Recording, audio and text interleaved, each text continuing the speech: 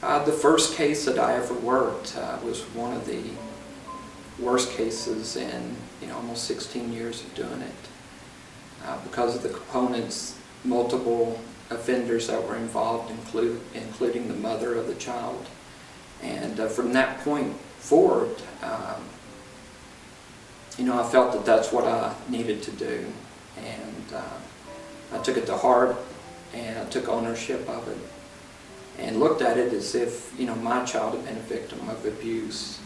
How would I want it to be worked? And yeah, that was probably the most difficult, because I still remember the details, and that the child was sleeping in a car seat because the family had just come to the residence and they allowed the child to sleep in the car seat, which was still not even uncommon, instead of waking him up and moving him.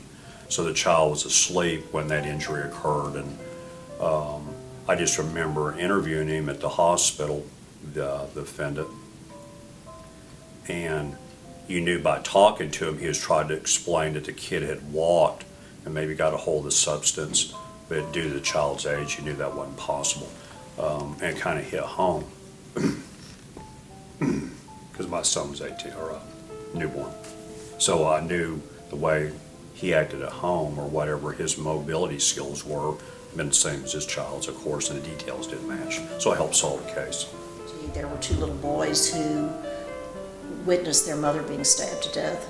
It was a domestic violence kind of situation, but they were brought to our center for interviews very shortly after this event occurred.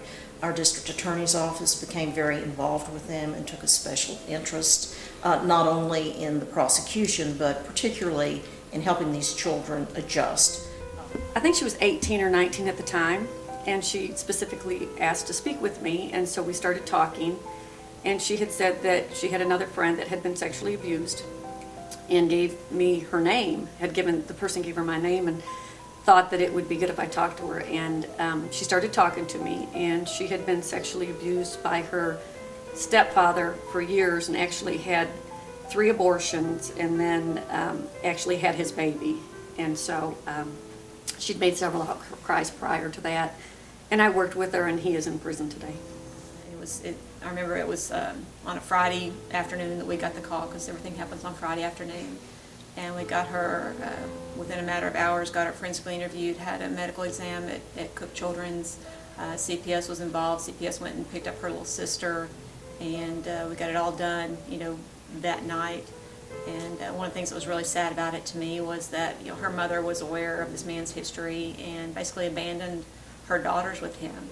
And it was just tragic, and he's in jail for the rest of his life. So. And every person that could have failed them, and aside from us, and it's just amazing. I mean, Mike and I and Lindsay as well have so much passion for those children, of just the horrible amount of abuse, of every type of abuse that had happened to these children, and we were not going to fail them. We were not. I couldn't even take the blanket off of her because her skin was just hanging from her bones. There was no fat, muscle, nothing. And I would go home to my plump little girl, and I couldn't understand, how you don't feed your child. I couldn't understand how you didn't meet your child's basic needs. You have to go do follow-up photographs of these injuries just to see how it changes. And when you go to those water bath treatments or over at Cook Children's Hospital, and you have to watch that process, those are always hard. And when you're doing those type of investigations, it certainly reminds you, oh yeah, I'm in the right place, I'm doing the right thing. And she was the sweetest little girl. She made a great outcry, and it's pretty rare in our cases, although it's contrary to popular belief. People think that when kids talk about their abuse that they become very upset and emotional. And actually, most of the time when you talk to kids, they don't get upset. They've had to live with it for a really long time, and so it's part of their coping mechanism.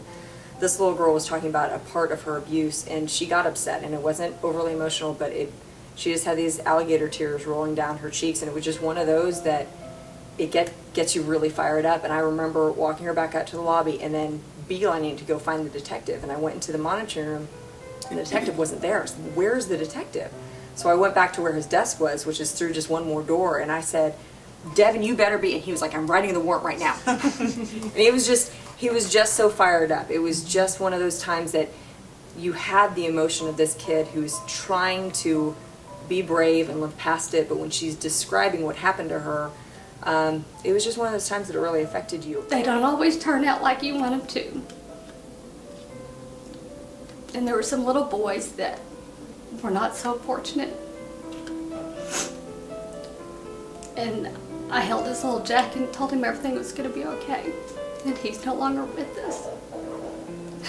So the ones that you honor their memory and you fight for the ones that are here and help prevent further abuse from happening.